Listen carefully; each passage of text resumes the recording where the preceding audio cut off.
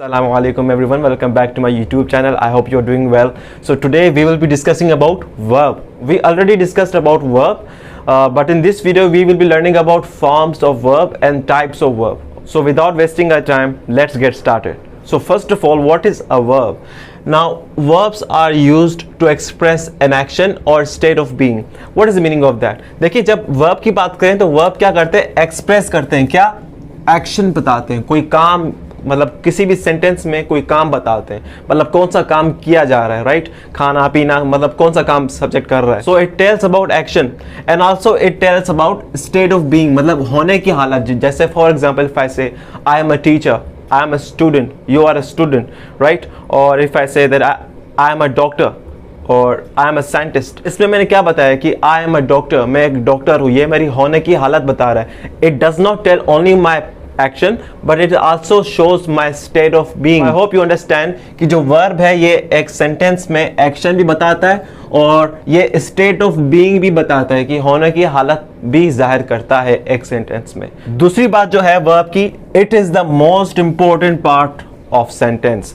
Go and read the book. जब आप book open करेंगे तो आप देखेंगे there will be many sentences, उसमें बहुत सारे सेंटेंसेस होंगे और उसमें वर्ब्स भी होंगे, right? So without verbs we can not make any sentence. In fact verb के बगैर हमारा जो जुमला है, uh sentence makes no does not make any sense, मतलब उसका कोई मतलब भी नहीं बनता वर्ब के बगैर. उसके बाद हम बात करते हैं 6 बेसिक फॉर्म्स ऑफ वर्ब, मतलब फॉर्म को हम किस किस शक्लों में देख सकते हैं, right? For example if we will talk about base form. अब बेस फॉर्म क्या है? ये बहुत सिंपल है, it is very simple to understand, right? So children play in the ground, right? You can also call it as first form of verb. Basic form, first form, both are same, right? जब आप सिर्फ simple form of verb डालें, जैसे कि first form डालें, for example I eat apple, मैं apple खाता हूँ.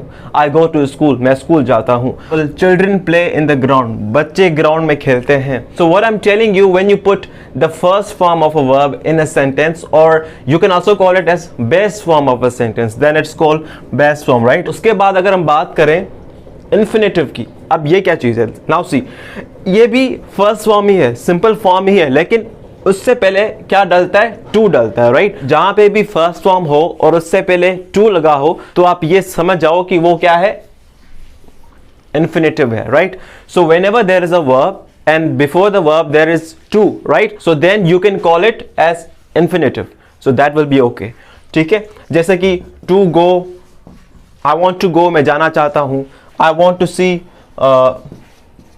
मैं देखना चाहता हूं. अब सी क्या है? First form, base form. Go क्या है? First form, best form, right? So बात वही है, लेकिन फर्क, the only difference is that there will be to, right?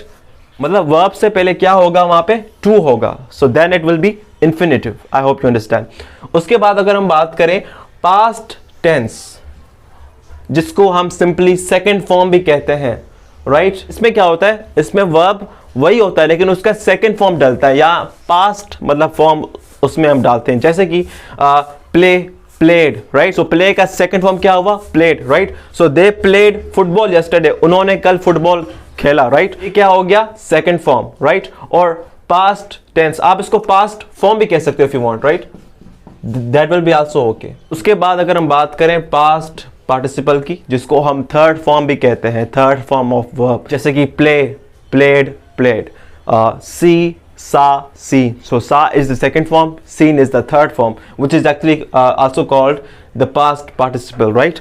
So अगर हम किसी सेंटेंस में थर्ड फॉर्म हम डालें, जैसे कि I have seen you, मैंने आपको देखा है. So ये जो seen है ये क्या हो गया? past participle हो गया. So we can also call it third form of verb. So ये भी एक फॉर्म है verb की, right? जैसे कि I have gone to Lahore, मैं लाहौर जा चुका हूं, राइट? सो ये जो गॉन है किसका थर्ड फॉर्म है? गो का. Go, went, gone, right? So went is the second form which is actually past form और the second form, and third form is gone, right? So gone is the third form, or you can call it past participle form. So this is called past participle. I hope you understand. Then we have present participle or fourth form. You can also call it ing form, ing form, fourth form, progressive form, continuous form. ये सारे नाम इसी के ही हैं, ठीक है। You can also call it present participle, right, जिसमें हम वर्ब वही होता है लेकिन हम उसमें क्या डालते हैं, वी ऐड ing, इंक डालते हैं उसमें, राइट, ing, इंक। सो उसको हम फोर्थ फॉर्म भी कह सकते हैं, प्रेजेंट पार्टिसिपल कह सकते हैं, कंटिन्यूअस फॉर्म कह सकते हैं, प्रोग्रेसिव फॉर्म कह सकते हैं। So all of them are same, okay. So जैसे कि I saw you going to market, मैंने आपको मार्केट जाते हुए देखा। अभी देखें, ये जो गो है ये तो फर्स्ट फॉर्म है, राइट, और उसका सेकंड फॉर्म क्या था, went, and third form gone, right. So अभी इसमें हमने क्या डाला, गो के बाद हमने ing डाला, अब ये क्या हो गया, गोइंग, अब ये हो गया going, right. Then it will be present participle और फोर्थ फॉर्म और progressive form. Now after that there is gerund, right. अब जेरेंड क्या है, ये भी बहुत सिंपल है। अब इसमें फर्क ये है कि इसमें होगा फोर्थ फॉर्म ही, इसमें प्रेजेंट पार्टिसिपल फॉर्म ही होगा, ing वाला फॉर्म होगा, जैसे कि गोइंग, कटिंग, लुकिंग, बाइंग और प्लेइंग, ठीक है। इसमें फर्क ये है, जो हम वर्ब डालेंगे वो एज अ वर्ब नहीं डालेंगे, हम एज अ सब्जेक्ट और एज अ नाउन डालेंगे। एग्जांपल अगर हमने यहाँ पे प्लेइंग डाला हुआ है, अभी प्लेइंग क्या है, ये है fourth form, right, present participle है, लेकिन इसकी जगह हमने बदल दिया, right. So basically the verb is used as a subject in a sentence, then we will call it gerund, right? So when you use a verb as a subject of a sentence, then you are supposed to call it gerund, not verb. I hope you understand, okay? So these are the 6 basic forms of verb. I hope you understand all these forms, right? So now let's talk about types of verb. There are many types. For example, action verb, auxiliary verb, lexical verb, dynamic verb, stative verb, finite verb, non-finite verb, regular verb, irregular verb, modal verb and phrasal verb. Now we will be discussing about all of them, all the types one by one. Now first of all, action verb.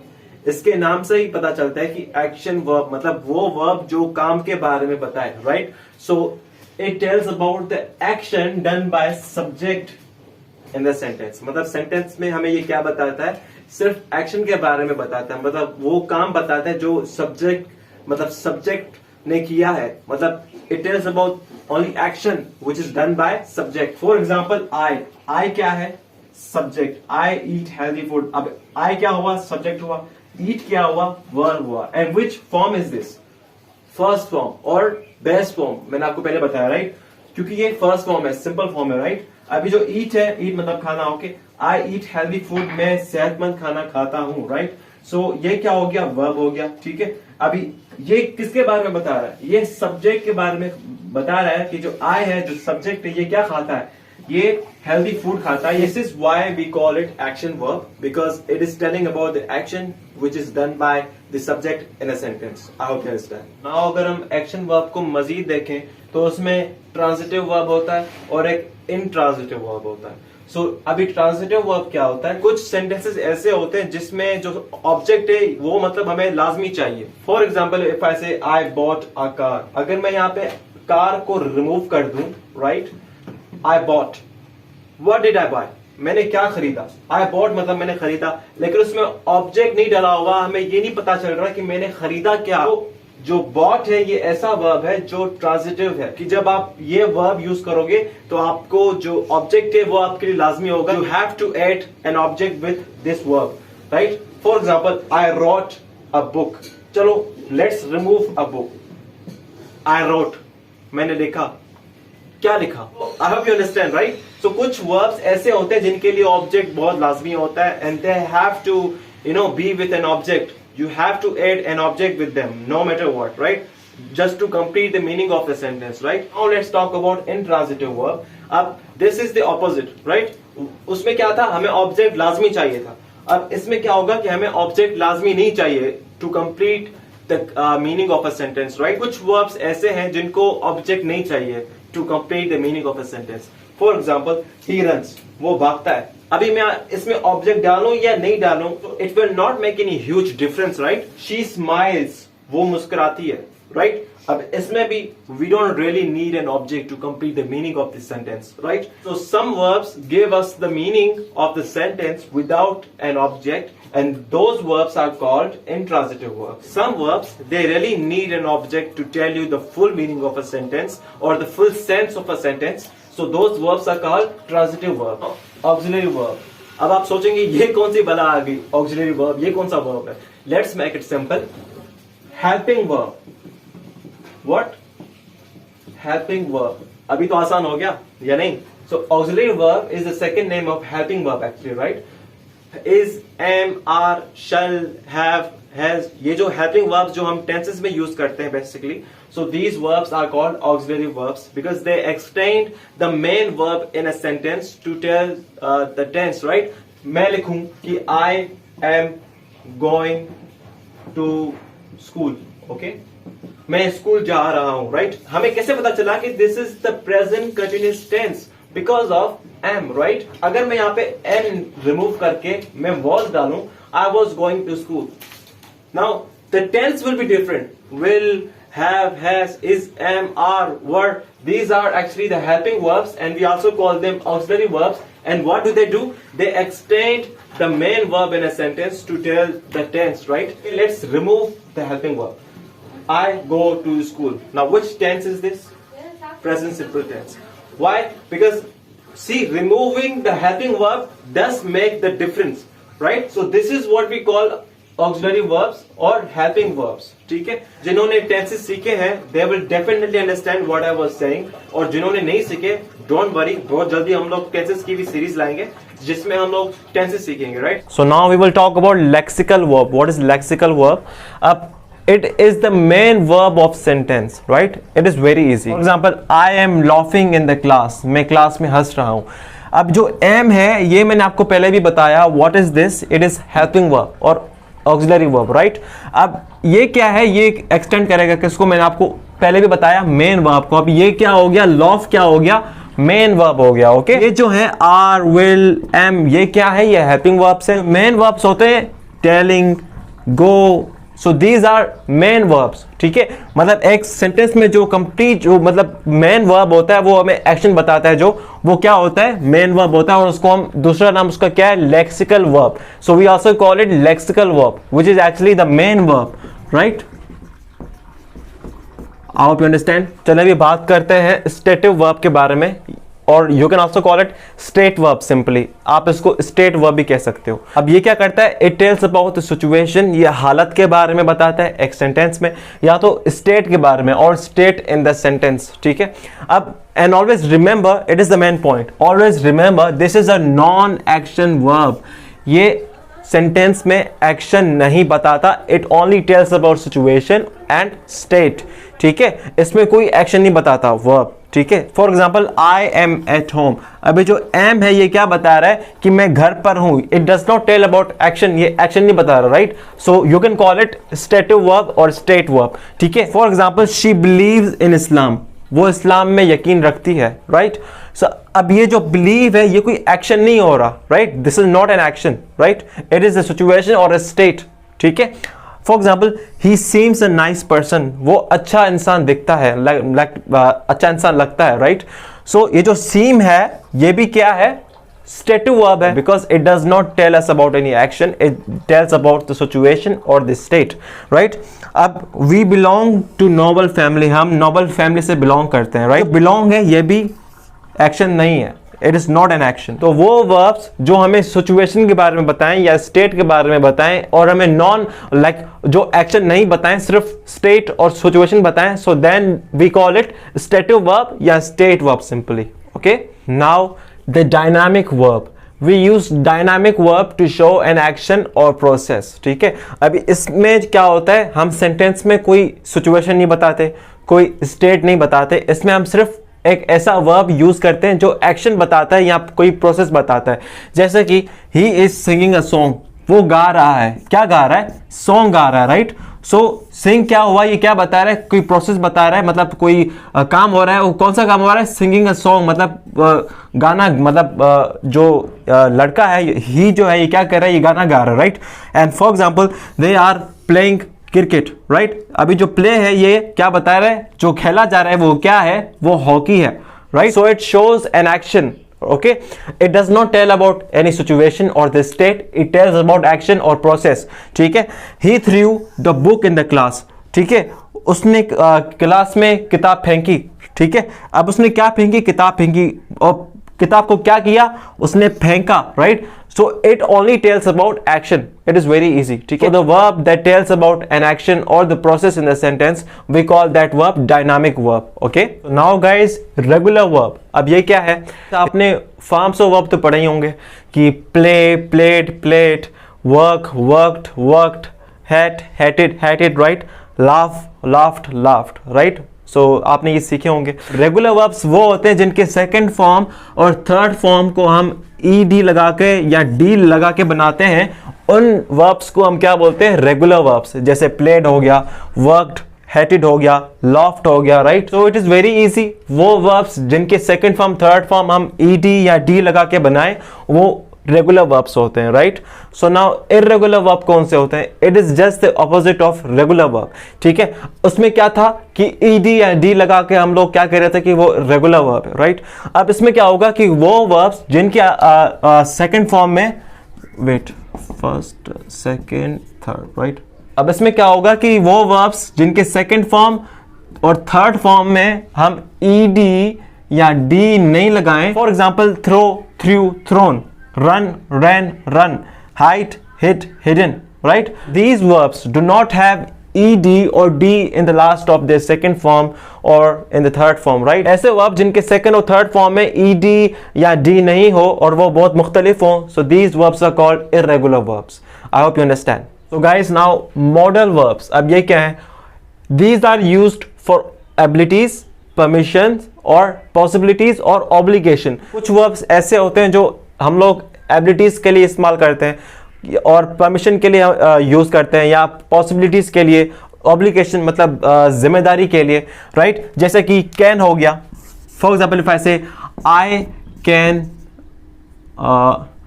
I can सिंग, मैं गा सकता हूं, सो it is telling about my abilities, right. ये जो can है ये क्या कर रहा है, ये मेरी एबिलिटीज बता रहा है कि हाँ मैं ये मतलब मैं गा सकता हूं, I can sing, so it is telling about my ability, right. For example if you talk about permission, may I come, क्या मैं आ सकता हूं, see this is may, right. So अभी ये मैं जो ये क्या बता रहा है, परमिशन के बारे में बता रहा है कि क्या मैं आ सकता हूं, so I am taking the permission, right. May I come, जैसे कि आप स्कूल में जाते हो या कभी क्लास में एंटर होते हो तो सबसे पहले आप क्या कहते हो टीचर को, सर मैं आई कम इन सर, क्या मैं आ सकता हूं अंदर। यहां पे मैं क्या है, ये मॉडल वर्ब है, कैन क्या है, मॉडल वर्ब है, राइट। चलो अगर हम मस्ट की बात करें, I must do my duty, मुझे मतलब अपनी ड्यूटी लाजमी मतलब करनी चाहिए, राइट। अभी ये क्या बता रहा है, ऑब्लिगेशन बता रहा है, मतलब मेरी जिम्मेदारी बता रहा है भाई ये कि ये मुझे लाजमी करना है, right. So it is my job to do my duty, ठीक है। सो ये क्या हुआ, मस्ट क्या हुआ, ये भी मॉडल वर्ब हुआ, राइट। ऐसे वर्ब्स जो होते हैं ये क्या होते हैं, ये मॉडल वर्ब्स होते हैं, right, because we use these verbs for abilities, permission, possibilities और obligation. These are modal verbs. So now guys, let's talk about phrasal verb. ये कैसा verb है, आप ये ऐसा verb है कि आप इसको मल्टी वर्ड वर्ब भी कह सकते हो, ठीक है, क्योंकि इसमें 2 वर्ड भी हो सकते हैं, 3 वर्ड भी हो सकते हैं, राइट। अब इसमें क्या होता है कि एक मेन वर्ब होता है इसमें, और उसके साथ इसमें एक प्रीपोजिशन भी हो सकता है, या कोई आर्टिकल हो सकता है, या आप कह सकते हो कि कोई ऐसा एडवर्ब हो सकता है। अब इसका मकसद क्या है, अब ये क्या करता है, ये मेन वर्ब की जो मीनिंग है वो बिल्कुल चेंज कर देता है। फॉर एग्जांपल ये जो वर्ब है स्टैंड का मतलब क्या है, खड़ा होना, राइट। अगर मैं इसमें बाय डालूं, पहले इसका मतलब था खड़ा होना, ठीक है। अभी जब मैंने इसमें बाय डाला तो इसका क्या मतलब हुआ, मतलब साथ देना, ठीक है, गेट आउट। अभी ये गेट है, गेट का मतलब क्या है, या तो लेना, या तो फॉर एग्जांपल मुझे फॉर एग्जांपल वैसे I get the prize from my teacher, मुझे जो प्राइज मिलता है वो अपने टीचर से मिलता है, राइट। अभी अगर मैं इसमें आउट डालूं तो उसकी पूरी मीनिंग ही चेंज हो जाएगी। जब हम गुस्से में होते हैं तो बोलते हैं गेट आउट फ्रॉम हियर, मतलब यहाँ से जाओ, मतलब गुम हो जाओ, ऐसे, ठीक है। सो अब इसकी मीनिंग भी चेंज होगी, right. So for example if I से टेक ऑफ, राइट। अब इसकी टेक टेक की मीनिंग क्या है? टेक मतलब लेना, राइट? अभी अगर मैं इसमें ऑफ डालूं, उसके साथ टेक ऑफ का क्या मतलब हुआ? उतारना, राइट? जैसे कि टेक ऑफ योर जैकेट, आप अपनी मतलब जो जैकेट है वो उतारो, राइट? और टेक ऑफ योर शर्ट, अपनी शर्ट उतारो, right? So these are phrasal verbs, right? ये मल्टी वर्ड मतलब उसमें दो से भी ज्यादा का हो सकता है ये, ठीक है? और दो का भी हो सकता है। और उसका मकसद ये होता है कि जो मेन वर्ब होता है उसकी मीनिंग ये बिल्कुल चेंज कर देता है। Okay, so guys, that's it for today. I hope you enjoyed today's lecture. Make sure that you subscribe my channel and you also hit the bell icon too, so that if I post the next video you will get a notification. मैं दूसरी video डालूंगा तो आपको message आ जाएगा और मुझे भी support मिल जाएगी, right? So make sure that you subscribe my channel, right? And also hit the bell icon. So I will see you in the next video. Always take care. Allah Hafiz.